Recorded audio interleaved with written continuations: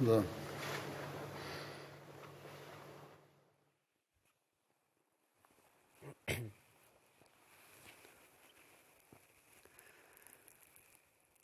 اللہ اکبر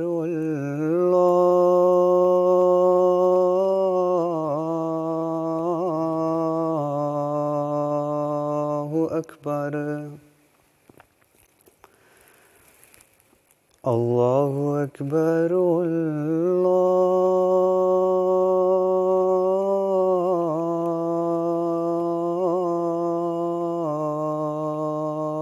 اللہ اکبر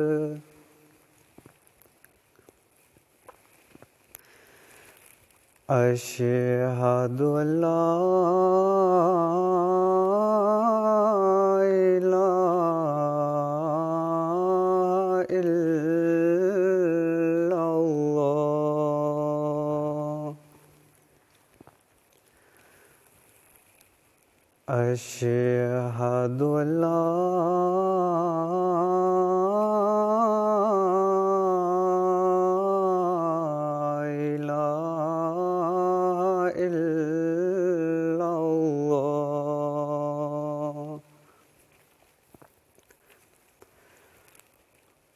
أشهد أن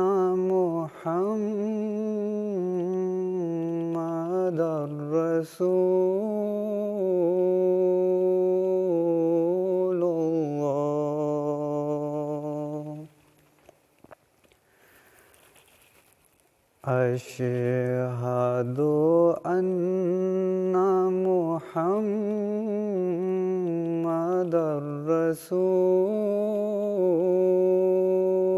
رسول الله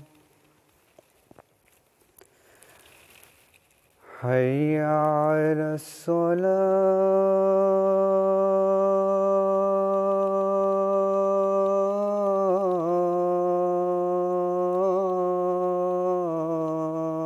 الصلاة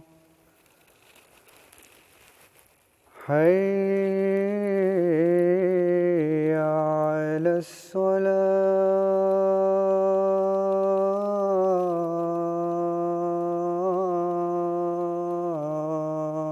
الصلاة حي على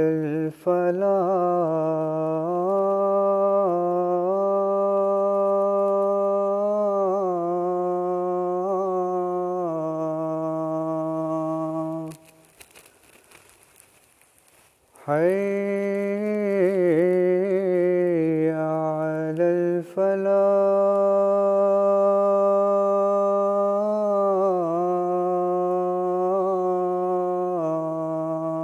الفلاح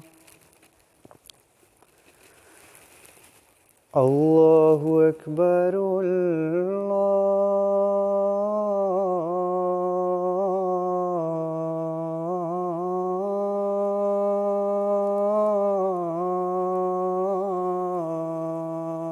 اکبر لا الہ الا اللہ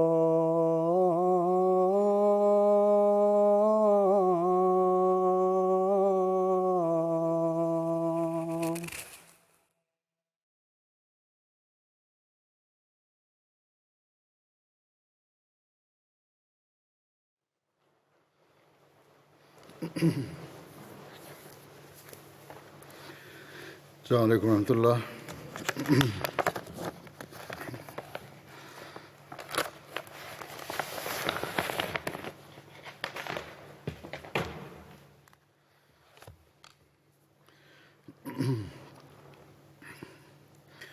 أشهد أن لا إله إلا الله وحده لا شريك له وأشهد أن محمدا عبده ورسوله أما بعد فأعوذ بالله من الشيطان الرجيم بسم الله الرحمن الرحيم الحمد لله رب العالمين الرحمن الرحيم مالك يوم الدين إياك نعبد وإياك نستعين اهدنا الصراط المستقيم صراط الذين أنعمت عليهم غير المغضوب عليهم ولا الضالين.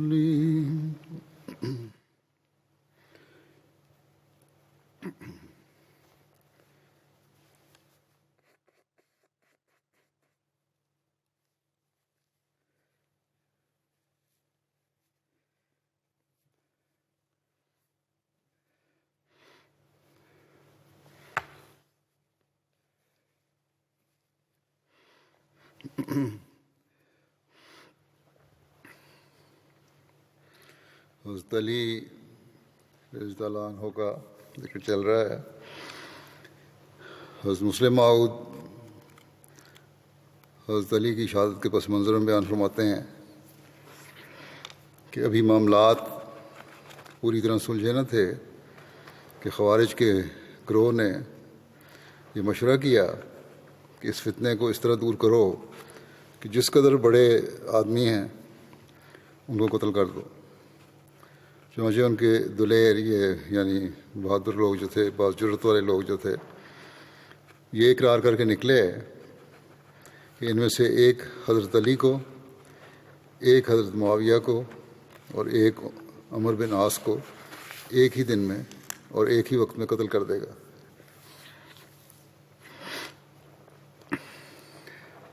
جو حضرت معاویہ کی طرف گیا تھا اس نے تو حضرت معاویہ پر حملہ کیا، لیکن اس کی تلوار ٹھیک نہیں لگی اور حضرت معاویہ صرف معمولی زخمی ہوئے. وہ شخص پکڑا گیا اور بعد ازاں قتل کیا گیا. جو عمر بن عاص کو مارنے گیا تھا وہ بھی ناکام رہا، کیونکہ وہ بوجہ بیماری نماز کے لیے نہ آئے تھے. اور جو شخص ان کو نماز پڑھانے کے لیے آیا تھا، یعنی اس وقت حضرت عمر بن عاص کی جگہ، اس نے اس کو مار دیا جو حملہ کرنے گیا تھا عمر بن عاص پر، اور خود پکڑا گیا اور بعد ازاں مارا گیا. جو شخص حضرت علی کو مارنے کے لیے نکلا تھا اس نے جب کہ آپ صبح کی نماز کے لیے کھڑے ہونے لگے آپ پر حملہ کیا اور آپ خطرناک طور پر زخمی ہوئے. آپ پر حملہ کرتے وقت اس شخص نے یہ الفاظ کہے کہ اے علی، تیرا حق نہیں کہ تیری ہر بات مانی جایا کرے، بلکہ یہ حق صرف اللہ کو ہے. حضرت علی کی شہادت کی پیش گوئی حضرت صلی اللہ علیہ وسلم نے فرمائی تھی. حضرت عبید اللہ نے بیان کیا کہ نبی صلی اللہ علیہ وسلم نے حضرت علی سے فرمایا، اے علی، کیا تم جانتے ہو کہ اولین اور آخرین میں سے سب سے بدبخت شخص کون ہے؟ انہوں نے عرض کیا، اللہ اور اس کا رسول سب سے زیادہ جانتے ہیں. اس پر آپ نے فرمایا کہ پہلوں میں سب سے بدبخت شخص حضرت صالح کی اونٹنی کی کونچیں کاٹنے والا تھا، اور اے علی، آخرین میں سب سے بدبخت وہ شخص ہوگا جو تمہیں نیزہ مارے گا. اور آپ صلی اللہ علیہ وسلم نے اس جگہ کی طرف اشارہ فرمایا جہاں آپ کو نیزہ مارا جائے گا. حضرت علی کی لونڈی ام جعفر کی روایت ہے کہ میں حضرت علی کے ہاتھوں پر پانی ڈال رہی تھی کہ آپ نے اپنا سر اٹھایا اور اپنی داڑھی کو پکڑ کر اسے ناک تک بلند کیا اور داڑھی کو مخاطب کر کے فرمایا، واہ واہ تیرے کیا کہنے، تم ضرور خون میں رنگی جاؤ گی. پھر جمعہ کے دن آپ شہید کر دیے گئے. حضرت علی کا واقعہ شہادت اس طرح بیان ہوا ایک جگہ، ابن حنفیہ روایت کرتے ہیں کہ میں اور حضرت حسن اور حضرت حسین حمام میں بیٹھے ہوئے تھے کہ ہمارے پاس ابن ملجم آیا۔ جب وہ داخل ہوا تو گویا حسنین نے اس سے نفرت کا اظہار کیا اور کہا کہ تیری یہ جرت کہ اس طرح یہاں ہمارے پاس آئے۔ میں نے ان دونوں سے کہا کہ تم اس سے منہ نہ لگاؤ، قسم سے کہ یہ تمہارے خلاف جو کچھ کرنے کا ارادہ رکھتا ہے وہ اس سے بھی زیادہ خوفناک ہے۔ حضرت علی پر حملہ کے وقت ابن ملجم کو قیدی بنا کر لایا گیا تو ابن حنفیہ نے کہا میں تو اسے اس دن ہی اچھی طرح جان گیا تھا جس دن یہ حمام میں ہمارے پاس آیا تھا۔ اس پر حضرت علی نے فرمایا یہ قیدی ہے، لہذا اس کی اچھی طرح مہمان نوازی کرو اور اسے عزت کے ساتھ ٹھہراؤ۔ اگر میں زندہ رہا تو یا تو اسے قتل کروں گا یا اسے معاف کروں گا، اور اگر میں مر گیا تو اسے میرے قصاص میں قتل کر دینا اور حد سے نہ بڑھنا۔ یقیناً اللہ حد سے بڑھنے والوں کو پسند نہیں کرتا۔ حضرت ابن عباس کے آزاد کردہ غلام قسم سے روایت ہے کہ حضرت علی نے میرے بڑے بیٹے کو اپنی وصیت میں لکھا کہ اس یعنی ابن ملجم کے پیٹ اور شرمگاہ میں نیزہ نہ مارا جائے۔ لوگوں نے بیان کیا کہ خوارج میں سے 3 آدمیوں کو نامزد کیا گیا تھا۔ عبد الرحمن بن ملجم مرادی جو قبیلہ ہمیر سے تھا اور اس کا شمار قبیلہ مراد میں ہوتا تھا، جو کندہ کے خاندان بنو جبلہ کا حلیف تھا، اور برق بن عبداللہ تمیمی اور عمر بن بکیر تمیمی۔ یہ تینوں مکہ میں جمع ہوئے اور انہوں نے پختہ عہد کی پیمان کیے کہ وہ تین آدمیوں یعنی حضرت علی بن ابو طالب، حضرت معاویہ بن ابو سفیان اور حضرت عمر بن عاص کو ضرور قتل کریں گے۔ جیسا کہ پہلے بیان ہو چکا ہے، یہ نام ان 3 قتل کرنے والوں کو یہ تھے جس کا واقعہ مسلم نے بیان کیا تھا شروع میں، اور لوگوں کو اس سے نجات دلائیں گے۔ عبد الرحمن بن ملجم نے کہا میں علی بن ابو طالب کے قتل کا ذمہ لیتا ہوں۔ برق نے کہا میں معاویہ کے قتل کا ذمہ لیتا ہوں، اور عمر بن بکیر نے کہا میں تمہیں عمر بن عاص سے نجات دلاؤں گا۔ اس کے بعد انہوں نے اس بات پر پختہ عہد پر پیمان کیا اور ایک دوسرے کو یقین دلایا کہ وہ اپنے نامزد کردہ شخص کو قتل کرنے کے عہد سے پیچھے نہیں ہٹیں گے، اور وہ اس وقت تک پہنچے گا یہاں تک کہ اسے قتل کر دے یا اس راہ میں اپنی جان دے دے، یعنی اس حد تک وہ جائیں گے جہاں یا تو قتل کر دیں گے ان تینوں کو یا اپنی جان دے دیں گے، واپس نہیں آئیں گے۔ انہوں نے آپس میں رمضان کی 17ویں رات اس غرض کے لیے مقرر کی۔ پھر ان میں سے ہر شخص اس شہر کی طرف روانہ ہو گیا جس میں اس کا مطلوبہ شخص رہتا تھا، یعنی جسے اس نے قتل کرنا تھا۔ عبد الرحمن بن ملجم کوفہ آیا اور اپنے خارجی دوستوں سے ملا، مگر ان سے اپنے قصد کو پوشیدہ رکھا۔ وہ انہیں ملنے جاتا اور وہ اسے ملنے آتے رہے۔ اس نے ایک روز تیم الرباب قبیلہ کی ایک جماعت دیکھی جس میں ایک عورت قطام بنت شجنہ بن عدی تھی۔ حضرت علی نے جنگ نہروان میں اس کے باپ اور بھائی کو قتل کیا تھا۔ وہ عورت ابن ملجم کو پسند آئی تو اس نے اسے نکاح کا پیغام بھیجا۔ اس نے کہا میں اس وقت تک تجھ سے نکاح نہ کروں گی جب تک تو مجھ سے ایک وعدہ نہ کرے۔ ابن ملجم نے کہا کہ تو جو مانگے گی میں وہ تجھے دوں گا۔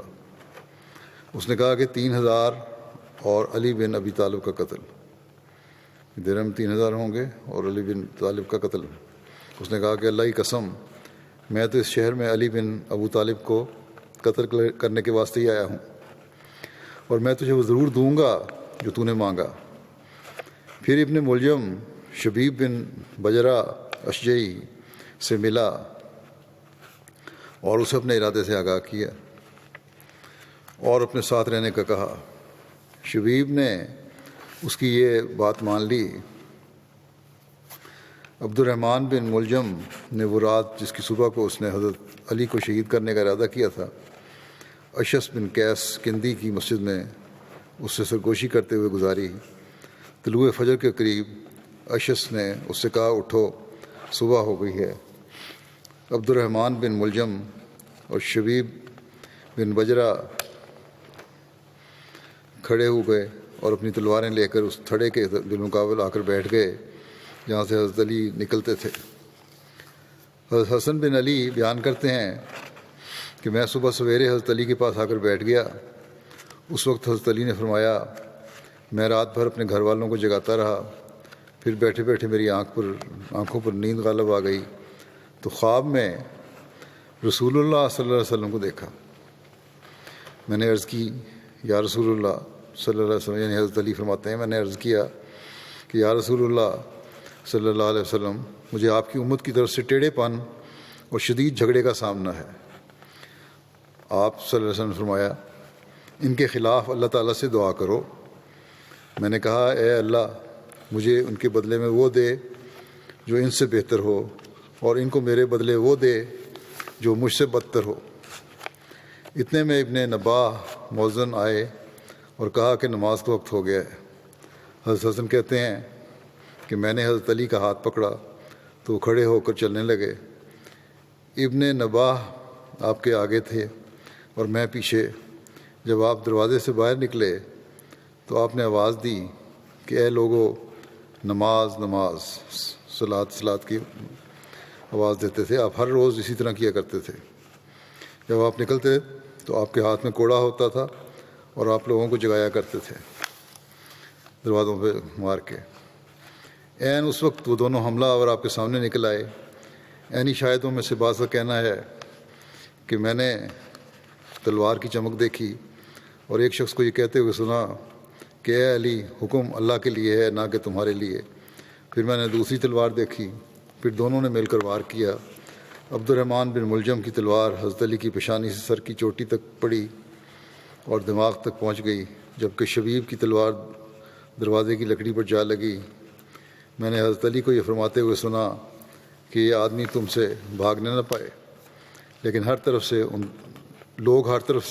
پر ٹوٹ پڑے، مگر شبیب بچ کر نکل گیا، جبکہ عبد الرحمن بن ملجم گرفتار کر لیا گیا اور اسے حضرت علی کے پاس پہنچا دیا گیا۔ حضرت علی نے فرمایا کہ اسے اچھا کھانا کھلاؤ اور نرم بستر دو۔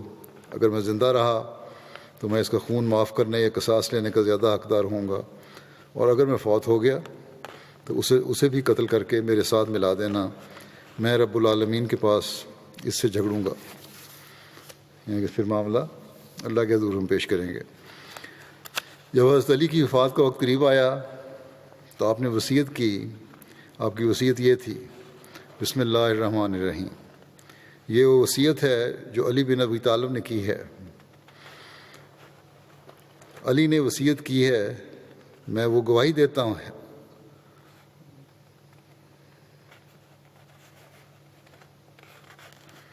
یہ ہے کہ میں وہ گواہی دیتا ہوں کہ اللہ کے سوا کوئی معبود نہیں۔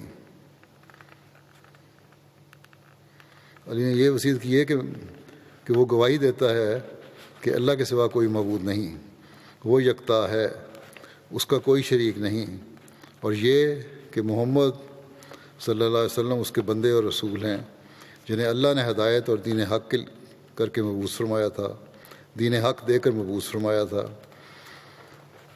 تاکہ وہ اس دین کو تمام ادیان پر غالب کر دیں، خواہ یہ بات مشرکین کو بری ہی لگے۔ یقیناً میری نماز اور میری قربانی اور میری زندگی اور میری موت سب اللہ رب العالمین کے لیے ہے، اس کا کوئی شریک نہیں، اور مجھے اسی کا حکم دیا گیا ہے اور میں فرما برداروں میں سے ہوں۔ اس کے بعد اے حسن، اپنے بیٹے کو مخاطب فرمایا کہ میں تجھے اور اپنی تمام اولاد اور اپنے تمام گھر والوں کو اللہ تعالیٰ سے ڈرتے رہنے کی وصیت کرتا ہوں، جو تمہارا پروردگار ہے، اور یہ کہ تم حالت اسلام میں ہی دنیا سے رخصت ہونا، تم سب مل کر اللہ کی رسی کو مضبوطی سے تھامے رکھنا اور آپس میں تفرقہ نہ کرنا، کیونکہ میں نے ابو القاسم صلی اللہ علیہ وسلم سے سنا ہے کہ باہمی تعلقات کی اصلاح کرنا نفل نمازوں اور روزوں سے بہتر ہے۔ بڑی اہم بات ہے، اسے یاد رکھنا چاہیے کہ باہمی تعلقات کی اصلاح کرنا نفل نمازوں اور روزوں سے بہتر ہے۔ آپس میں صلح صفائی سے رہنا، اصلاح کرنا اور کروانا، یہ بہت بڑی نیکی ہے۔ تم اپنے رشتہ داروں کا خیال رکھنا اور ان کے ساتھ حسن سلوک کرنا، اس سے اللہ تعالیٰ تم پر حساب آسان فرما دے گا۔ یتیموں کے معاملات میں اللہ سے ڈرنا، نہ تو انہیں اس بات پر مجبور کرنا کہ وہ اپنی زبان سے تم سے مدد طلب کریں، اور نہ اس بات پر کہ وہ تمہارے سامنے ضائع ہو جائیں۔ پڑوسیوں کے بارے میں اللہ سے ڈرو، کیونکہ وہ یہ تمہارے نبی صلی اللہ علیہ وسلم کی وصیت ہے۔ آپ ہمیشہ پڑوسیوں کے حقوق کی وصیت کرتے رہے، حتیٰ کہ ہمیں گمان ہوا کہ کہیں آپ صلی اللہ علیہ وسلم پڑوسیوں کو وارث ہی نہ بنا دیں۔ قرآن کے معاملے میں اللہ سے ڈرو، قرآن پر عمل کرنے میں کہیں دوسرے تم پر سبقت نہ لے جائیں۔ نماز کے معاملے میں اللہ تعالیٰ سے ڈرو، کیونکہ یہ تمہارے دین کا ستون ہے۔ اپنے رب کے گھر کے بارے میں اللہ سے تعالیٰ سے ڈرو اور زندگی بھر اسے خالی نہ ہونے دو، کیونکہ اگر وہ خالی چھوڑ دیا گیا تو اس جیسا کوئی گھر تمہیں نہ ملے گا۔ اور جہاد فی سبیل اللہ کے معاملے میں اللہ سے ڈرو اور اپنی جانوں اور مالوں سے جہاد کرو، اور زکوٰۃ کے بارے میں اللہ سے ڈرو، کیونکہ یہ رب کے غصے کو بجھاتی ہے۔ اور اپنے نبی صلی اللہ علیہ وسلم کی ذمہ داری کے بارے میں اللہ سے ڈرو، تمہارے درمیان کسی پر ظلم نہ کیا جائے۔ اور اپنے نبی صلی اللہ علیہ وسلم کے صحابہ کے بارے میں اللہ سے ڈرو، کیونکہ رسول اللہ صلی اللہ علیہ وسلم ان کے حق میں وصیت فرمائی ہے۔ اور فقراء اور مساکین کے بارے میں بھی اللہ سے ڈرو، اور انہیں اپنے سامان معیشت میں شریک کرو، اور ان کے بارے میں اللہ سے ڈرو جن کے مالک تمہارے دانے ہاتھ میں ہیں، یعنی ذمہ داری جن کی تمہارے سپرد کی گئی ہے، ان کے معاملات کے بارے میں بھی اللہ سے ڈرو۔ نماز کی حفاظت کرو۔ فرمایا اللہ تعالیٰ کی رضا کی خاطر کسی ملامت کرنے والے کا خوف مت کرو۔ اللہ تعالیٰ کی رضا سامنے ہونی چاہیے، بہت اہم چیز ہے۔ وہ خدا تمہارے لیے کافی ہوگا، اس شخص کے خلاف جو تمہیں کوئی نقصان پہنچانا چاہے اور تمہارے خلاف بغاوت کرے، اور لوگوں سے نیک بات کہو جیسا کہ اللہ تعالیٰ نے تمہیں حکم دیا ہے۔ امر بالمعروف اور نہی عن المنکر کو نہ چھوڑو، ورنہ تم میں سے برے تمہارے حاکم بن جائیں گے۔ بڑی اہم بات ہے، عمل بالمعروف اور نہی عن المنکر، نیک کاموں کو کہنا اور برے کاموں سے روکنا، اس کو ہمیشہ کاربند رہو، اس کو کبھی نہ چھوڑنا، ورنہ تم میں سے برے تمہارے حاکم بن جائیں گے۔ پھر تم دعا کرو گے مگر تمہاری دعائیں قبول نہ ہوں گی، جو آج کل مسلمان ملکوں کا حال ہے۔ ایک دوسرے سے رابطہ اور تعلق رکھو، اور تکلفات کے بغیر ایک دوسرے کے کام آؤ۔ خبردار، ایک دوسرے سے دشمنیاں نہ بڑھاؤ، نہ قطع تعلق کرو اور نہ تفرقہ کرو، اور نیکی اور تقوی میں باہم تعاون کرو، اور گناہ اور سرکشی میں تعاون نہ کرو۔ اللہ تعالیٰ کا تقوی اختیار کرو، یقیناً اللہ تعالیٰ سخت سزا دینے والا ہے۔ اے اہل بیت کے معزز افراد، اللہ تعالیٰ تمہاری حفاظت کرے، اور تمہارے نبی صلی اللہ علیہ وسلم کی تمہارے ذریعہ حفاظت کرے، یعنی تمہارے نیک نمونے کے ذریعے رسول اللہ صلی اللہ علیہ وسلم گویا ہمیشہ زندہ رہیں۔ میں تمہیں اللہ کے سپرد کرتا ہوں اور تم پر سلام اور اللہ کی رحمت بھیجتا ہوں۔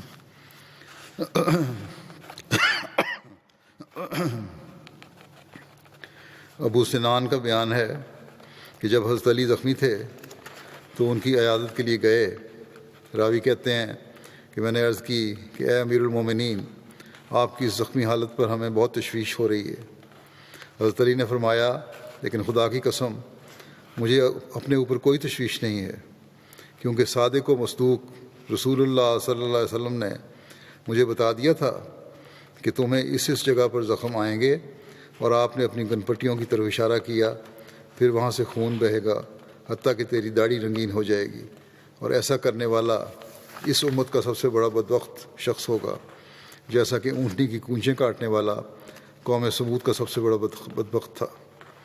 ایک روایت ہے کہ حضرت علی نے اپنے قاتل ابن ملجم کے بارے میں فرمایا، اس کو بٹھاؤ، اگر میں مر گیا تو اسے قتل کر دینا، مگر اس کا مسئلہ نہ کرنا، اور اگر میں زندہ رہا تو میں خود اس کی معافی یا قصاص کا فیصلہ کروں گا۔ حضرت مسلم موعود اس بات کا تذکرہ کرتے ہوئے یوں فرماتے ہیں کہ تاریخوں میں لکھا ہے کہ حضرت علی رضی اللہ عنہ پر ایک شخص نے خنجر کے ساتھ حملہ کیا، آپ کو پیٹ چاک کر دیا، وہ پکڑا گیا۔ بہرحال آپ نے یہ لکھا ہے پیٹ چاک کیا، سر کا زخم بھی تھا، شاید پیٹ پہ بھی ہوا ہو، یا ویسے اپنے کا خیال تھا، یا محاورتاً بولا۔ بہرحال کیونکہ اکثر روایتیں سر کے زخم کی آتی ہیں، وہ پکڑا گیا تو صحابہ نے آپ سے پوچھا کہ ہم اس کے ساتھ کیا سلوک کریں۔ آپ نے حضرت امام حسن کو بلوایا اور وصیت کی کہ اگر میں مر جاؤں تو میری جان کے بدلے اس کی جان لے لی جائے، لیکن اگر میں بچ جاؤں تو پھر اسے قتل نہ کیا جائے۔ عمر ذی مر بیان کرتے ہیں کہ جب حضرت علی کو تلوار کے زخم آئے تو میں آپ کی خدمت میں حاضر ہوا، آپ نے اپنا سر لپیٹا ہوا تھا۔ میں نے عرض کیا ہے امیر المومنین مجھے اپنا زخم دکھائیں۔ آپ نے زخم سے کپڑا کھولا تو میں نے عرض کیا ہلکا سا زخم ہے اور کچھ نہیں۔ آپ نے فرمایا میں تم لوگوں سے جدا ہونے والا ہوں۔ اس پر آپ کی صاحبزادی ام کلثوم پردے کے پیچھے سے رو پڑیں۔ آپ نے اسے فرمایا چپ ہو جاؤ، اگر تم وہ دیکھ لو جو میں دیکھ رہا ہوں تو نہ رو۔ میں نے عرض کی کہ اے امیر المومنین آپ کیا دیکھ رہے ہیں؟ فرمایا یہ فرشتوں اور نبیوں کے وفد ہیں، اور یہ محمد رسول اللہ صلی اللہ علیہ وسلم ہیں جو فرما رہے ہیں، یعنی ایک نظارہ میں دیکھ رہا ہوں، فرشتوں اور نبیوں کے وفد ہیں، محمد رسول اللہ صلی اللہ علیہ وسلم بھی وہاں ہیں کہ اے علی، آپ وسلم فرما رہے ہیں کہ اے علی خوش ہو جاؤ، کیونکہ جس طرف تم جا رہے ہو وہ اس سے بہتر ہے جس میں تم موجود ہو۔ ایک روایت میں ہے کہ جب حضرت علی اپنی وصیت سے فارغ ہوئے تو فرمایا میں آپ سب کو السلام علیکم ورحمۃ اللہ وبرکاتہ کہتا ہوں۔ اس کے بعد کوئی بات نہیں کی سوائے لا الہ الا اللہ کے کلمے کے، یہاں تک کہ آپ کی روح قبض ہو گئی۔ جب حضرت علی بن ابو طالب کی وفات ہوئی تو حضرت حسن بن علی ممبر پر کھڑے ہوئے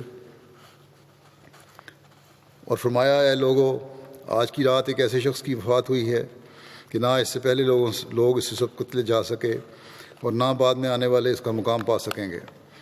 رسول اللہ صلی اللہ علیہ وسلم جب اسے کسی مہم پر بھیجتے تو جبرائیل اس کے دائیں طرف اور میکائیل اس کے بائیں طرف ہوتے تھے، اور وہ واپس نہ لوٹتا تھا جب تک کہ اللہ تعالیٰ اس کے ہاتھ پر فتح نہ عطا کر دیتا تھا۔ اس نے صرف 700 درہم ترکہ چھوڑا ہے۔ اس کا ارادہ تھا کہ وہ اس رقم سے ایک غلام خریدے، اور اس کی روح اسی رات کو قبض کی گئی جس رات کو حضرت عیسیٰ کی روح کا رفع ہونا ہوا تھا، یعنی 27 رمضان المبارک کی رات۔ ایک اور روایت میں ہے حضرت علی کی شہادت کی تاریخ 17ویں رمضان کی رات سن 40 ہجری بیان ہوئی ہے۔ یہ 40 ہجری کا سال تھا اور آپ کا دور خلافت 4 سال 8.5 ماہ رہا۔ حضرت مسلم موعود اس واقعے کو بیان فرماتے ہیں، طبقات ابن سعد کی جلد 40 میں حضرت علی کرم اللہ وجہ کی وفات کے حالات میں حضرت امام حسن سے روایت کی گئی ہے کہ آپ نے فرمایا کہ اے لوگو، آج وہ شخص فوت ہوا ہے کہ اس کی بعض باتوں کو نہ پہلے پہنچے اور نہ بعد کو آنے والے پہنچیں گے۔ رسول اللہ صلی اللہ علیہ وسلم اسے جنگ کے لیے بھیجتے تھے تو جبرائیل اور اس کے دائیں طرف ہوتے تھے اور میکائیل بائیں طرف، پس وہ بلا فتح حاصل کیے واپس نہیں ہوتا تھا، بغیر فتح حاصل کیے واپس نہیں ہوتا تھا، اور اس نے صرف 700 دنوں اپنا ترکہ چھوڑا ہے جس سے اس کا ارادہ تھا کہ ایک غلام خریدے اور وہ اس رات کو فوت ہوا ہے جس رات عیسیٰ بن مریم کی روح آسمان کی طرف اٹھائی گئی تھی، یعنی رمضان کی 27ویں تاریخ کو۔ حضرت علی کو ان کے دونوں بیٹوں اور حضرت عبداللہ بن جعفر نے غسل دیا، اور آپ کے بیٹے حضرت حسن نے نماز جنازہ پڑھائی، اور نماز جنازہ میں 4 تکبیرات کہیں۔ آپ کو 3 کپڑوں کا کفن دیا گیا جس میں قمیض نہیں تھی۔ آپ کی تدفین سحری کے وقت ہوئی۔ کہا جاتا ہے کہ حضرت علی کے پاس کچھ متبرک مشک تھا جو رسول اللہ صلی اللہ علیہ وسلم کے جسد مبارک کو لگائے گئے مشک سے بچا تھا، اور حضرت علی کی وصیت تھی کہ وہ مشک آپ کی میت کو لگایا جائے۔ آپ کی عمر میں اختلاف پایا جاتا ہے۔ بعض نے کہا آپ کی عمر 57 سال تھی، بعض کے نزدیک 58 سال تھی، بعض کے نزدیک 65 سال تھی، بعض کے نزدیک 63 سال تھی، تاہم اکثریت کے نزدیک 63 سال والی روایت زیادہ درست تھی۔ حضرت علی کا مزار کہاں واقع ہے، اس بارے میں بھی سوال اٹھتا ہے۔ اس کے بارے میں تاریخ کی کتابوں میں متفرق روایات ملتی ہیں جو یوں ہیں۔ حضرت علی کو رات کے وقت کوفہ میں دفن کیا گیا اور ان کی تدفین کو مخفی رکھا گیا۔ حضرت علی کو کوفہ کے جامعہ مسجد میں دفن کیا گیا۔ حضرت امام حسن اور امام حسین رضی اللہ عنہما نے حضرت علی کی لاش کو مدینہ منتقل کیا اور حضرت فاطمہ کی قبر کے پاس بقیع میں دفن کیا۔ ایک روایت یہ ہے کہ کہ جب ان دونوں نے حضرت علی کی لاش کو ایک صندوق میں ڈال کر اونٹ پر رکھا تو اونٹ گم ہو گیا۔ اس اونٹ کو طے قبیلہ نے پکڑا۔ وہ اس صندوق کو مال سمجھ رہے تھے۔ جب انہوں نے دیکھا کہ صندوق میں لاش ہے تو اس کو پہچان نہیں سکے، اور انہوں نے اس لاش کو صندوق سمیت دفن کر دیا، اور کوئی نہیں جانتا کہ حضرت علی کی قبر کہاں ہے۔ پھر ایک روایت ہے کہ حضرت حسن نے حضرت علی کو کوفہ میں جادہ بن خبیرہ کی آل کے کسی حجرے میں دفن کیا تھا۔ کہا جاتا ہے کہ جادہ حضرت علی کا نواسہ تھا۔ امام جعفر صادق کہتے ہیں کہ حضرت علی کا رات کے وقت جنازہ پڑھا گیا اور کوفہ میں ان کی تدفین ہوئی اور ان کی قبر کے مقام کو مخفی رکھا گیا، تاہم وہ قصر عمارت کے پاس تھا۔ حضرت علی کی وفات کے بعد حضرت امام حسن حضرت علی کا جنازہ، ایک دوسری روایت یہ ہے کہ حضرت علی کی وفات کے بعد حضرت امام حسن نے حضرت علی کا جنازہ پڑھایا اور کوفے کے باہر حضرت علی کی تدفین کی گئی اور ان کی قبر کو مخفی رکھا گیا، اس خوف سے کہ خوارج وغیرہ بھی ان کی اور قبر کی بے حرمتی نہ کریں۔ بعض شیعہ کہتے ہیں کہ حضرت علی کا مزار نجف میں ہے، اس مقام پر جس کو آج کل مشہد النجف کہتے ہیں۔ ایک روایت کے مطابق کوفہ میں حضرت علی کو شہید کیا گیا، تاہم آپ کی قبر کے بارے میں معلوم نہیں کہ وہ کہاں ہے۔ حضرت علی کی وفات کے بعد حضرت امام حسن نے حضرت علی کا جنازہ پڑھایا اور کوفہ کے دارالعمارہ میں حضرت علی کی تدفین کی گئی، اس خوف سے کہ خوارج ان کی لاش کی بے حرمتی نہ کریں۔ علامہ ابن اسیر لکھتے ہیں کہ یہ روایت مشہور ہے، اور جس نے یہ کہا کہ انہیں جانوروں پر رکھا گیا اور وہ اسے لے گیا اور کوئی نہ جان سکا کہ وہ جانور کہاں چلا گیا، تو یہ درست نہیں ہے، اور اس نے اس بارے میں تکلف سے کام لیا ہے جس کا اس کو کوئی علم نہیں، اور نہ ہی عقل اور نہ ہی شریعت اس کا جواز پیش کرتی ہے۔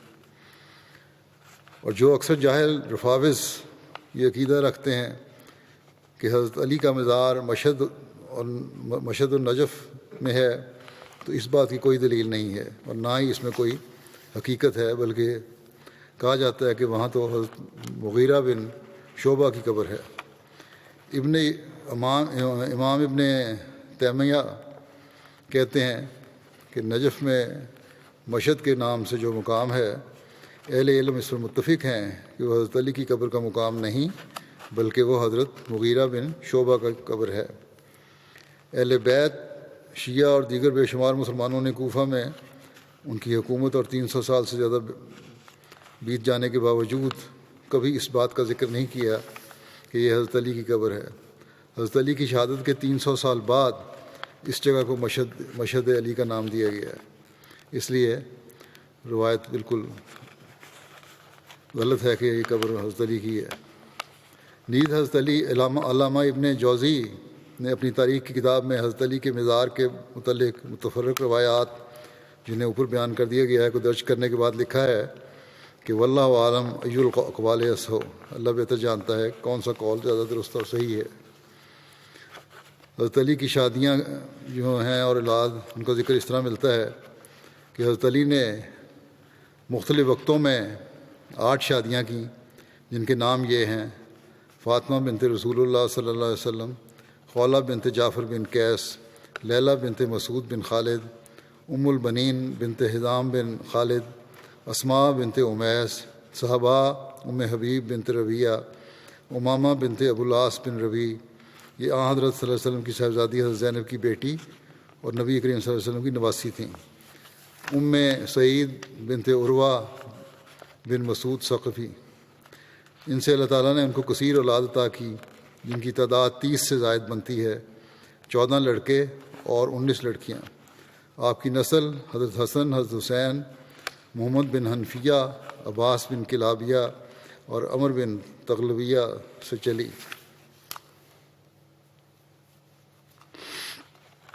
حضرت علی کے فضائل و خصائل اور مناقب کے بارے میں لکھا جاتا ہے کہ حضرت ابن عباس بیان کرتے ہیں کہ رسول اللہ صلی اللہ علیہ وسلم نے فرمایا: انا مدینۃ العلم و علی بابھا ومن اراد المدینۃ فلیات البابا،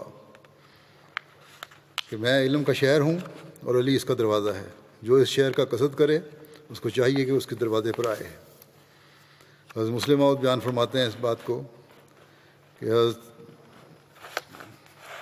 حضرت علی رضی اللہ عنہ نے ایک دفعہ فرمایا کہ صحابہ میں سے زیادہ بہادر اور دلیر حضرت ابوبکر رضی اللہ عنہ تھے، اور پھر انہوں نے کہا کہ جنگ بدر میں جب رسول کریم صلی اللہ علیہ وسلم کے لیے ایک علیحدہ چبوترا بنایا گیا تو اس وقت سوال پیدا ہوا کہ آج رسول کریم صلی اللہ علیہ وسلم کی حفاظت کا کام کس کے سپرد کیا جائے۔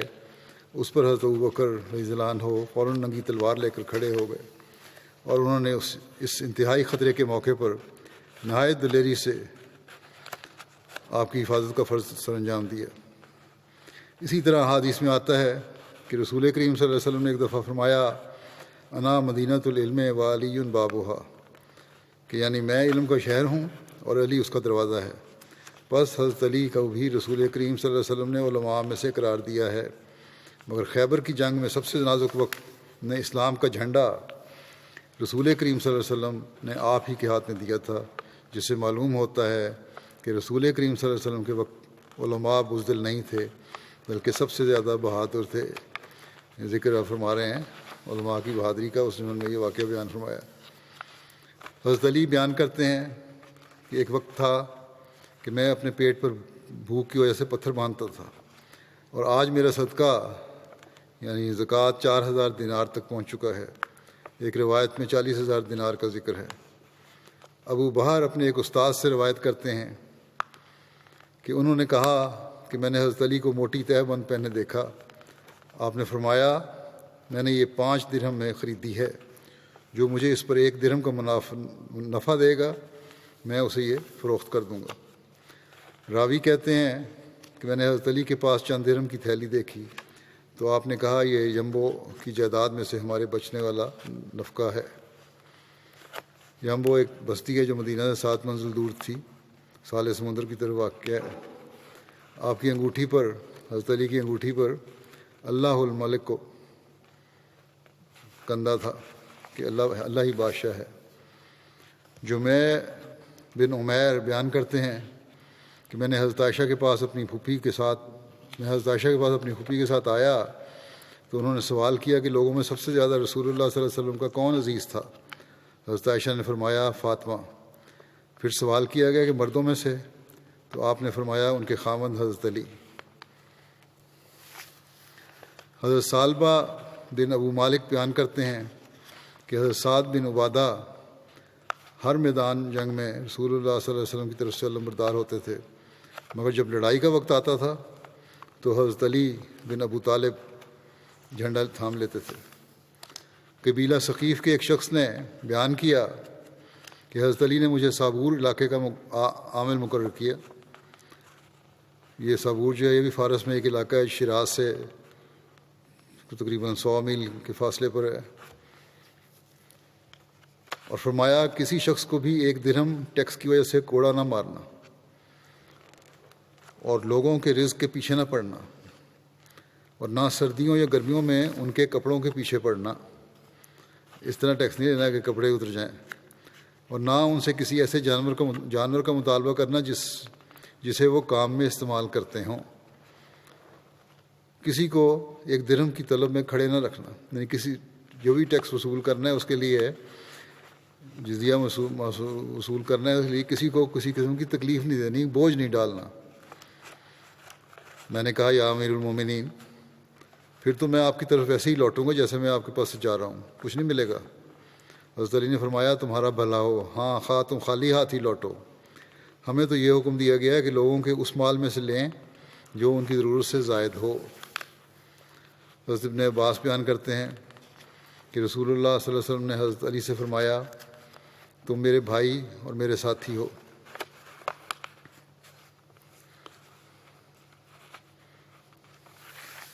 علی بن ربیعہ سے روایت ہے کہ میں حضرت علی کے پاس حاضر تھا جب ان کے لیے ایک جانور لایا گیا تاکہ اس پر سوار ہوں۔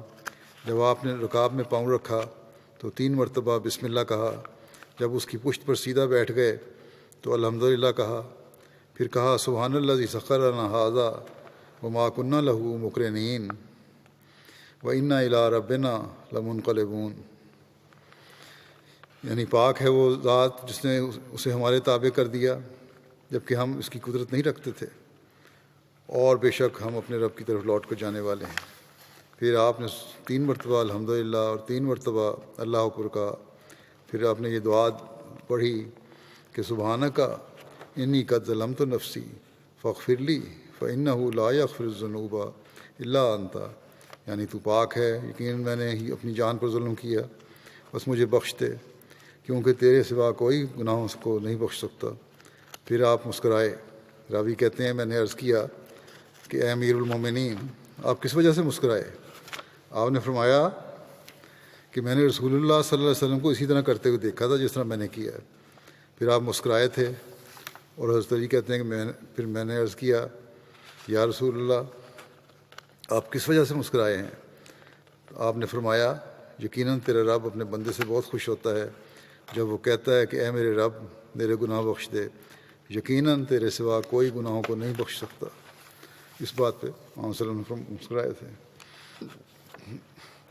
یحییٰ بن یعمر سے مروی ہے کہ ایک بار حضرت علی بن ابو طالب نے خطاب کیا، اللہ تعالیٰ کی حمد و ثنا بیان کرنے کے بعد آپ نے فرمایا اے لوگو، تم سے پہلے لوگ صرف گناہوں کے ارتکاب کی وجہ سے ہلاک ہوئے، ان کے نیک لوگ اور علماء انہیں اس بات سے منع نہ کرتے تھے، پھر جب وہ گناہوں میں حد سے بڑھ گئے تو انہیں قسم قسم کی سزاؤں نے پکڑ لیا، پس تم لوگ بھلائی کا حکم دو اور برائی سے روکو قبل اس سے کہ تم پر بھی ان جیسا عذاب آ جائے۔ یاد رکھو نیکی کا حکم دینا اور برائی سے روکنا نہ تو تمہاری روزی گھٹائے گا اور نہ تمہاری موت کو قریب کرے گا۔ حضرت جابر بن رضی اللہ تعالیٰ عنہ روایت کرتے ہیں کہ ایک بار ہم رسول اللہ صلی اللہ علیہ وسلم کے ساتھ ایک انصاری عورت کے گھر میں تھے جس نے آپ کے لیے کھانا تیار کیا ہوا تھا، دعوت کی ہوئی تھی۔ نبی اکرم صلی اللہ علیہ وسلم نے فرمایا ابھی تمہارے پاس ایک جنتی آدمی آئے گا۔ اس کے بعد حضرت ابوبکر صدیق رضی اللہ عنہ داخل ہوئے تو ہم نے انہیں مبارکباد دی۔ پھر آپ نے فرمایا ابھی تمہارے پاس، دوبارہ فرمایا کہ ایک جنتی آدمی آئے گا۔ اس پر حضرت عمر داخل ہوئے تو ہم نے انہیں مبارکباد دی۔ پھر تیسری دفعہ آپ نے فرمایا کہ ابھی تمہارے پاس ایک جنتی آدمی آئے گا۔ راوی کہتے ہیں کہ میں نے دیکھا کہ اس وقت نبی کریم صلی اللہ علیہ وسلم اپنا سر کھجور کے ایک چھوٹے سے پودے کے نیچے چھپائے ہوئے تھے اور کہہ رہے تھے کہ اے اللہ اگر تو چاہے تو یہ آنے والا علی ہو۔ پھر حضرت علی داخل ہوئے تو ہم نے انہیں مبارکباد دی۔ حضرت انس سے روایت ہے کہ رسول اللہ صلی اللہ علیہ وسلم نے فرمایا جنت 3 آدمیوں کی مشتاق ہے اور وہ ہیں علی، عمار اور سلمان۔ ابو عثمان نادی سے روایت ہے کہ حضرت علی نے فرمایا کہ ایک دفعہ رسول اللہ صلی اللہ علیہ وسلم میرا ہاتھ تھامے ہوئے تھے اور ہم مدینے کی ایک گلی سے گزر کر ایک باغ کے پاس پہنچے۔ میں نے عرض کی یا رسول اللہ یہ باغ کس قدر خوبصورت ہے؟ آپ صلی اللہ علیہ وسلم نے فرمایا تیرے لیے جنت میں اس سے بھی زیادہ خوبصورت باغ ہے۔ حضرت عمار بن یاسر بیان کرتے ہیں کہ میں نے رسول اللہ صلی اللہ علیہ وسلم کو حضرت علی سے یہ فرماتے ہوئے سنا کہ اے علی، اللہ تعالیٰ نے تمہیں ایک ایسی خوبی عنایت کی ہے کہ اس سے بہتر خوبی اس نے اپنے بندوں کو عطا نہیں کی، اور وہ ہے دنیا سے بے رغبتی۔ تمہیں اللہ تعالیٰ نے ایسا بنایا ہے کہ نہ تم دنیا میں سے کچھ لیتے ہو، نہ دنیا تم میں سے کچھ لیتی ہے، یعنی تمہیں دنیا کی کوئی خواہش نہیں ہے، دنیا کی چیزوں کی، اور نہ ہی دنیا کی خواہش رکھنے والے جو لوگ ہیں وہ تم سے کوئی تعلق رکھنا چاہتے ہیں۔ نیز تجھے اللہ تعالیٰ نے مساکین کی محبت عطا کی ہے، وہ تم کو اپنا امام بنا کر خوش ہیں اور تم ان کو اپنا پیروکار بنا کر خوش ہو۔ بس خوشخبری ہو اس شخص کو جو تم سے محبت کرے اور تمہارے بارے میں سچ بولے، اور ہلاکت ہے اس شخص کے لیے جو تم سے بغض رکھے اور تمہارے خلاف جھوٹ بولے۔ وہ لوگ جو تم سے محبت رکھتے ہیں اور تمہارے بارے میں سچ بولتے ہیں، وہ جنت میں تمہارے گھر کے پڑوسی اور تمہارے محل میں تمہارے ساتھی ہوں گے، اور جو لوگ تم سے بغض رکھتے ہیں اور تم پر جھوٹ باندھتے ہیں، اللہ تعالیٰ نے یہ بات اپنے ذمہ لے رکھی ہے کہ قیامت کے دن وہ انہیں سخت جھوٹوں کے کھڑے ہونے کی جگہ پر کھڑا کرے گا۔ حضرت مسلم فرماتے ہیں کہ حضرت صلی اللہ علیہ وسلم نے فرمایا کہ جنت میں جس درجے میں ہوں گا اس میں علی اور فاطمہ ہوں گے۔ حضرت علی کا عشرہ مبشرہ میں ہونے کے بارے میں ذکر ہے کہ حضرت علی عشرہ مبشرہ یعنی ان 10 خوش نصیب صحابہ میں سے ہیں جنہیں رسول اللہ صلی اللہ علیہ وسلم کی زبان مبارک سے اسی دنیا میں جنت کی خوشخبری ملی۔ حضرت سعید بن زید بیان کرتے ہیں کہ میں 9 لوگوں کے بارے میں اس بات کی گواہی دیتا ہوں کہ وہ جنتی ہیں، اور اگر میں 10ویں کے بارے میں بھی یہی کہوں یعنی گواہی دوں تو گناہ گار نہیں ہوں گا۔ کہا گیا کہ وہ کیسے؟ تو انہوں نے کہا کہ ہم رسول اللہ صلی اللہ علیہ وسلم کے ساتھ حرا پہاڑ پر تھے تو وہ ہلنے لگا۔ اس پر آپ صلی اللہ علیہ وسلم نے فرمایا، ٹھہر اے حرا، یقیناً تجھ پر ایک نبی یا صدیق یا شہید ہے۔ کسی نے پوچھا وہ 10 جنتی لوگ کون ہیں؟ حضرت سعید بن زید نے کہا، رسول اللہ صلی اللہ علیہ وسلم خود، ابو بکر، عمر، عثمان، علی، طلحہ، زبیر، سعد اور عبد الرحمن بن عوف ہیں۔ اور کہا گیا کہ 10واں کون ہے؟ تو حضرت سعید بن زید نے کہا، وہ میں۔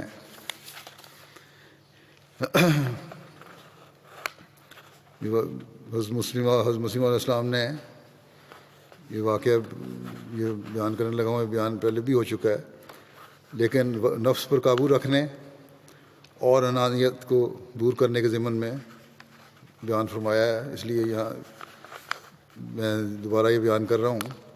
حضرت مسلم علیہ السلام فرماتے ہیں، کہتے ہیں حضرت علی کرم اللہ وجہ ایک دشمن سے لڑتے تھے اور محض خدا کے لیے لڑتے تھے۔ آخر حضرت علی نے ان کو اپنے نیچے گرا لیا اور اس کے سینے پر چڑھ بیٹھے۔ اس نے جھٹ حضرت علی کے منہ پر تھوک دیا۔ آپ فوراً اس کی چھاتی پر سے اتر آئے اور اسے چھوڑ دیا، اس لیے کہ اب تک تو میں محض خدا کے لیے تیرے ساتھ لڑتا تھا، لیکن اب جب کہ تو نے میرے منہ پر تھوک دیا ہے تو میرے اپنے نفس کا بھی کچھ حصہ اس میں شریک ہو جاتا ہے، بس میں نہیں چاہتا کہ اپنے نفس کے لیے تمہیں قتل کروں۔ اس سے صاف معلوم ہوتا ہے کہ آپ نے اپنے نفس کے دشمن کو دشمن نہیں سمجھا۔ ایسی فطرت اور عادت اپنے اندر پیدا کرنی چاہیے۔ آپ نصیحت فرماتے ہیں جماعت کو، اگر نفسانی لالچ اور اغراض کے لیے کسی کو دکھ دیتے اور عداوت کے سلسلوں کو وسیع کرتے ہیں تو اس سے بڑھ کر خدا تعالیٰ کو ناراض کرنے والی کیا بات ہوگی۔ پھر ایک اور موقع پہ تفصیل سے بیان فرمایا آپ نے، اس پر یوں ہی روشنی ڈالی۔ فرماتے ہیں کہ جوش نفسانی اور للہی جوش میں فرق کے واسطے حضرت علی رضی اللہ عنہ کے ایک واقعے سے سبق حاصل کرو۔ لکھا ہے کہ حضرت علی کا ایک کافر پہلوان کے ساتھ جنگ شروع ہوا، بار بار اس کو قابو کرتے تھے، وہ قابو سے نہیں نکل جاتا تھا۔ آخر اس کو پکڑ کر اچھی طرح سے جب قابو کر گیا، اس کی چھاتی پر سوار ہو گئے اور قریب تھا کہ خنجر کے ساتھ اس کا کام تمام کر دیتے کہ اس نے نیچے سے آپ کے منہ پر تھوک دیا۔ جب اس نے ایسا فعل کیا تو حضرت علی اس کی چھاتی سے اٹھ کھڑے ہوئے اور اس کو چھوڑ دیا اور الگ ہو گئے۔ اس پر اس نے تعجب کیا اور حضرت علی سے پوچھا کہ آپ نے اس قدر تکلیف کے ساتھ پکڑا اور میں آپ کا جانی دشمن ہوں، اور خون کا پیاسا ہوں، پھر باوجود ایسا قابو پا چکنے کے آپ نے مجھے اب چھوڑ دیا، یہ کیا بات ہے؟ حضرت علی نے جواب دیا کہ بات یہ ہے کہ ہماری تمہارے ساتھ کوئی ذاتی عداوت نہیں، چونکہ تم دین کی مخالفت کے سبب مسلمانوں کو دکھ دیتے ہو، اس واسطے تم واجب القتل ہو، اور میں محض دینی ضرورت کے سبب کے تم کو پکڑتا تھا، لیکن جب تم نے میرے منہ پر تھوک دیا اور اس میں مجھے غصہ آیا تو میں نے خیال کیا کہ یہ اب نفسانی بات درمیان میں آ گئی ہے، اب اس کو کچھ کہنا جائز نہیں، تاکہ ہمارا کوئی کام نفس کے واسطے نہ ہو، جو ہو سب اللہ تعالیٰ کے واسطے ہو۔ جب میری اس حالت میں تغیر آئے گا اور یہ غصہ دور ہو جائے گا تو پھر وہی سلوک تمہارے ساتھ کیا جائے گا۔ اس بات کو سن کر کافر کے دل پر ایسا اثر ہوا کہ تمام کفر اس کے دل سے خارج ہو گیا، اور اس نے سوچا کہ اس سے بڑھ کر اور کون سا دین دنیا میں اچھا ہو سکتا ہے جس کی تعلیم کے اثر سے انسان ایسا پاک نفس بن جائے۔ بس اس نے اسی وقت توبہ کی اور مسلمان ہو گیا۔ بس یہ ہے اصل تقویٰ، جس کو جو نتیجہ بھی دکھاتا ہے۔ حضرت مسلم معود نے بھی کم و بیش اس یہودی کی حضرت علی سے لڑائی کے واقعے کو اسی طرح بیان فرمایا ہے۔ فرماتے ہیں کہ حضرت علی رضی اللہ عنہ ایک لڑائی میں شامل تھے، ایک بہت بڑا دشمن جس کا مقابلہ بہت کم لوگ کر سکتے تھے آپ کے مقابلے پر آیا، اور کئی گھنٹے تک آپ کی اور اس یہودی پہلوان کی لڑائی ہوتی رہی۔ آخر کئی گھنٹے کی لڑائی کے بعد آپ نے اس یہودی کو گرا لیا اور اس کے سینے پر بیٹھ گئے اور ارادہ کیا کہ خنجر سے اس کی گردن کاٹ دیں کہ اچانک اس یہودی نے آپ کے منہ پر تھوک دیا۔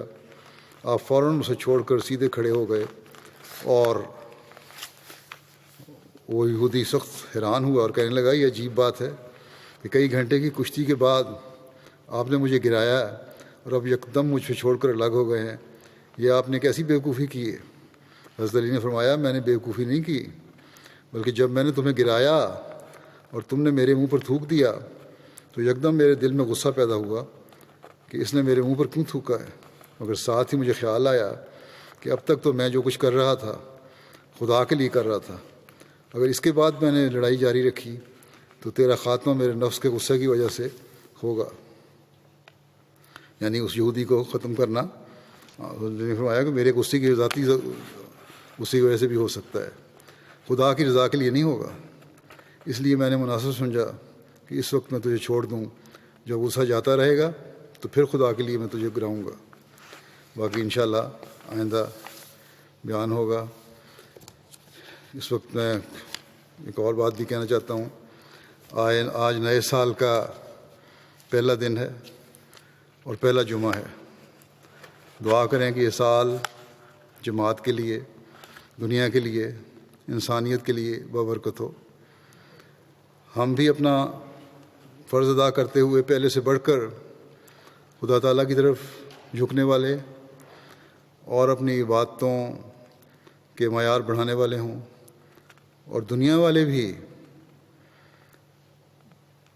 اپنی پیدائش کے مقصد کو سمجھتے ہوئے اللہ تعالیٰ کا حق ادا کرنے والے بن جائیں، اور ایک دوسرے کے حقوق کو پامال کرنے کے بجائے اللہ تعالیٰ کے حکموں پر چلتے ہوئے ایک دوسرے کے حق ادا کرنے والے بن جائیں، ورنہ پھر اللہ تعالیٰ اپنے رنگ میں دنیا والوں کو ان کے فرائض کی طرف توجہ دلاتا ہے۔ کاش کہ ہم اور دنیا کے تمام لوگ اس اہم نقطے کو سمجھ جائیں اور اپنی دنیا و عاقبت سنوار سکیں۔ گزشتہ ایک سال سے ہم ایک نہایت خطرناک وبائی مرض کا سامنا کر رہے ہیں، اور دنیا کا کوئی ملک بھی اس وبا سے باہر نہیں ہے، کہیں کم اور کہیں زیادہ، لیکن لگتا ہے کہ اکثریت دنیا کی اس بات کی طرف توجہ نہیں دینا چاہتی کہ کہیں یہ وبا اللہ تعالیٰ کی طرف سے ہمیں اپنے حقوق و فرائض کی طرف توجہ دلانے کے لیے نہ ہو۔ یہ نہیں سوچنا چاہتے، یہ تو نہیں کہ اللہ تعالیٰ ہمیں ہلانا چاہتا ہے، بتانا چاہتا ہے، توجہ دلانا چاہتا ہے، اس طرف سوچ نہیں کسی کی۔ چند ماہ پہلے میں نے بہت سے سربراہان حکومت کو اس طرف توجہ دلانے کے لیے خطوط لکھے تھے، اور کووڈ جو ہے اس کے حوالے سے سمجھانے کی کوشش کی تھی، اور حضرت مسیح موعود علیہ الصلوۃ والسلام کے الفاظ کے حوالے سے اس طرف توجہ دلائی تھی کہ یہ آفات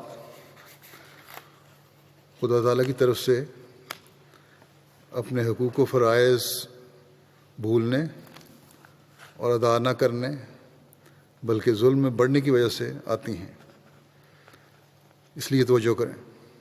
بعض سربراہان نے جواب بھی دیے، لیکن دنیا داری والے جواب تھے ان کے، کہ ہم بھی یہی چاہتے ہیں۔ دنیا کی نظر سے والی باتیں کی، دین والی بات نہیں کی۔ خدا کا کھانا جو بیچ میں تھا بہت بڑا، میں نے بیان کیا تھا، اس کو ذکر ہی نہیں کیا، اور ضرور ایسا ہونا چاہیے، لیکن نہ اپنی حالتوں کو بدلنے کی طرف عملی قدم اٹھانا چاہتے ہیں یہ لوگ، نہ قوم کے ہمدرد بن کر ان کے اصل مقصد، قوم کو اصل مقصد کی طرف توجہ دلانا چاہتے ہیں، یہ جاننے کے باوجود کہ اس وبا کے بعد کے اثرات بہت خطرناک ہوں گے۔ یہ ہر دنیا کے لیڈر کو پتہ ہے، ہر عقل مند انسان کو پتہ ہے، ہر تجزیہ نگار کو یہ پتہ ہے،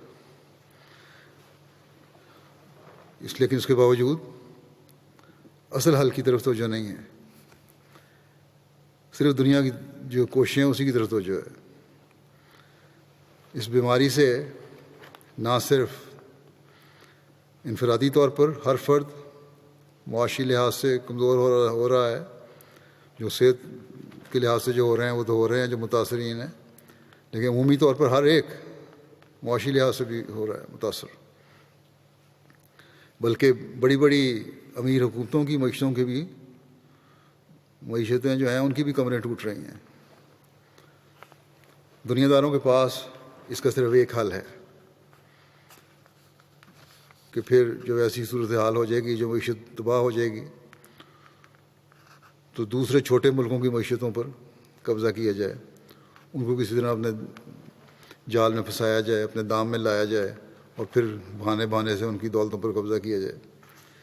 اس کے لیے بلاک بنیں گے اور بن رہے ہیں۔ سرد جنگ دوبارہ شروع ہو جائے گی، اور اب کہا جانے لگا ہے کہ شروع ہو گئی ہے ایک طرح سے، اور کوئی بعید نہیں کہ اصل ہتھیاروں کی جنگ بھی ہو جائے، جو نہایت خوفناک جنگ ہوگی۔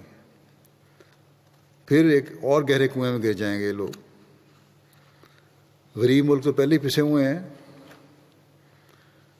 امیر ملکوں کے عوام بھی پسیں گے، اور بڑی خوفناک حد تک پسیں گے۔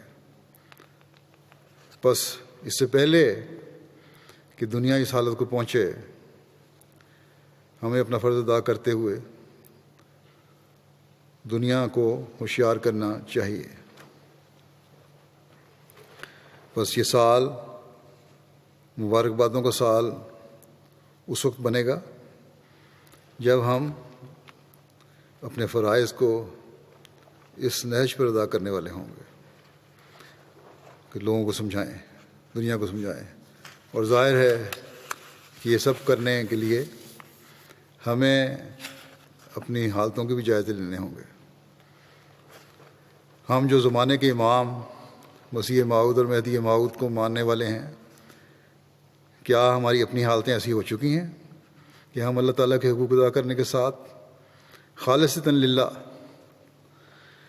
اس کے بندوں کے حقوق بھی ادا کرنے والے ہیں، یا ابھی ہمیں اپنی اصلاح کرنے اور ایک دوسرے سے پیار و محبت کے جذبات کو غیر معمولی معیاروں تک لانے کی ضرورت ہے؟ بس ہر احمدی کو غور کرنا چاہیے کہ اس کے سپرد ایک بہت بڑا کام کیا گیا ہے، اور اس کے سر انجام دینے کے لیے پہلے اپنے اندر پیار اور محبت اور بھائی چارے کی فضا کو پیدا کریں اپنے معاشرے میں، احمدی معاشرے میں، اور پھر دنیا کو اس جھنڈے کے نیچے لائیں جو حضرت محمد رسول اللہ صلی اللہ علیہ وسلم نے بلند کیا تھا، اور جو اللہ تعالیٰ کی توحید کا جھنڈا ہے. تبھی ہم اپنی بیعت کے مقصد میں کامیاب ہو سکتے ہیں. تبھی ہم بیعت کا حق ادا کرنے والے بن سکتے ہیں. تبھی ہم اللہ تعالیٰ کے فضلوں کے وارث ہو سکتے ہیں. اور تبھی ہم نئے سال کی مبارکباد دینے کے اور لینے کے مستحق قرار دیے جا سکتے ہیں. اللہ تعالیٰ ہمیں اس کی توفیق عطا فرمائے اور ہر احمدی مرد، عورت، جوان، بچہ، بوڑھا اس بات کو سمجھتے ہوئے یہ عہد کرے کہ اس سال میں نے دنیا میں ایک انقلاب پیدا کرنے کے لیے اپنی تمام تر صلاحیتوں کو استعمال کرنا ہے. اللہ تعالیٰ اس کی ہر ایک احمدی کو توفیق عطا فرمائے. آج کل پاکستان کے احمدیوں کے لیے اور الجزائر کے احمدیوں کے لیے دعا کی طرف بھی میں توجہ دلا رہا ہوں. ان کو اپنی دعاؤں میں بھی یاد رکھیں. پاکستان میں بعض جگہ بعض مولوی اور سرکاری اہلکار ظلموں پر اترے ہوئے ہیں. اللہ تعالیٰ ایسے ناقابل اصلاح لوگوں کی جلد پکڑ کے سامان کرے. اللہ تعالیٰ کے تو علم ہے کن کی اصلاح ہونی اور کن کی نہیں ہونی. جن کی نہیں ہونی تو پھر ان کی جلد پکڑ کے سامان پیدا فرمائے. توہین رسالت کے جس قانون کے تحت یہ لوگ احمدیوں پر ظلم کرنے کی کوشش کرتے ہیں اور احمدیوں کو اپنی تربیت کے لیے بھی جو ہمارے بعض ذرائع ہیں ہر ذریعے پر پابندی لگانے کی کوشش کر رہے ہیں، ان سے اس کو اللہ تعالیٰ جلد دور فرمائے اور ہمیں ان سے نجات دلائے. اصل میں تو رحمت للعالمین کے نام کو یہ بدنام کرنے والے لوگ ہیں. احمدی تو ناموس رسالت صلی اللہ علیہ وسلم کے لیے اپنی جانیں قربان کرنے والے ہیں. آج دنیا کو محمد رسول اللہ صلی اللہ علیہ وسلم کے جھنڈے کے نیچے لانے والے سب سے زیادہ کام، بلکہ حقیقی کام احمدی کر رہے ہیں. بلکہ کہنا چاہیے کہ اگر کوئی یہ کام کر رہا ہے تو وہ صرف احمدی ہیں. بس یہ دنیا دار دنیاوی حکومت اور دولت کے بلبوتے پر ہم پر ظلم تو کر سکتے ہیں، لیکن یہ یاد رکھیں کہ ہم اس خدا کو ماننے والے ہیں جو نعم المولا و نعم النصیر ہے. وہ خدا ہے جو نعم المولا ہے اور نعم النصیر ہے. یقیناً اس کی مدد آتی ہے اور ضرور آتی ہے.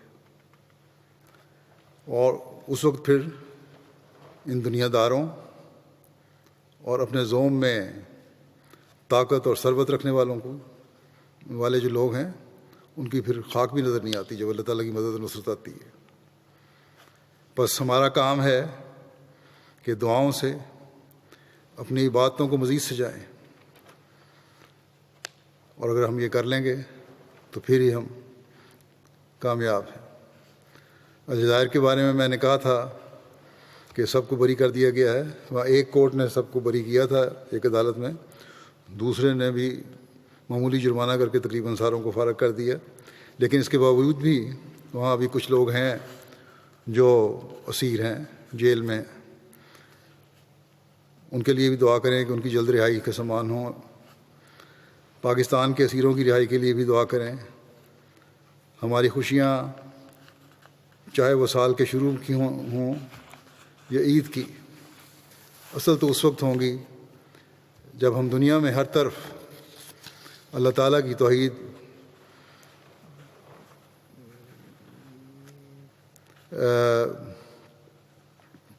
کا جھنڈا لہرانے والے بنیں گے، جسے لے کر حضرت محمد رسول اللہ صلی اللہ علیہ وسلم آئے تھے. اسی خوشیاں اسی وقت ہوں گی جب انسانیت انسانی قدروں کو پہچاننے والی بنے گی، جب آپس کی نفرتیں محبتوں میں بدل جائیں گی. اللہ تعالیٰ اس خوشی کے سامان بھی ہمیں جلد پہنچائے. مسلم امہ کو بھی عقل دے کہ وہ آنے والے مسیح موعود اور مہدی موعود کو مان لیں. دنیا کو بھی عقل دے کہ اللہ تعالیٰ اور اس کے بندوں کے حقوق ادا کرنے کی طرف توجہ دینے والے ہوں. اللہ تعالیٰ ہر ملک میں ہر احمدی کو اپنی حفظ و امان میں رکھے، اور یہ سال ہر احمدی کے لیے، ہر انسان کے لیے رحمتوں اور برکتوں کا سامان بن کر آئے، کا سال بن کر آئے. اور جو کوتاہیاں اور کمیاں گزشتہ سالوں میں ہم سے ہو گئیں، جو اللہ تعالیٰ کی ناراضگی کا باعث بنی یا ہمیں بعض انعاموں سے محروم رکھنے کا باعث بنی، ان سے اللہ تعالیٰ ہمیں بچائے اور اپنے انعاموں کا اور فضلوں کا وارث بنائے اور ہم حقیقی مومن بن جائیں. اللہ تعالیٰ ہمیں ان دعاؤں کی بھی توفیق عطا فرمائے.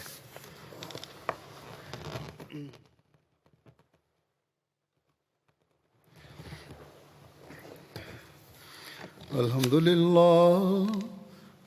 للہ نحمده ونستعینه ونستغفره ونؤمن به ونتوکل علیہ ونعوذ باللہ من شرور انفسنا ومن سیئات اعمالنا من يهده الله فلا مضل له ومن يضلله فلا هادي له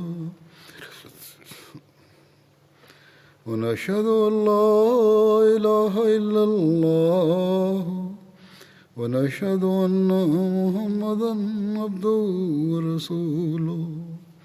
عباد الله رحمكم الله، إن الله يأمر بالعدل والإحسان وإيتاء ذي القربى وينهى عن الفحشاء والمنكر والبغي يعظكم لعلكم تذكرون. اذكروا الله يذكركم وادعوه يستجب لكم ولذكر الله أكبر.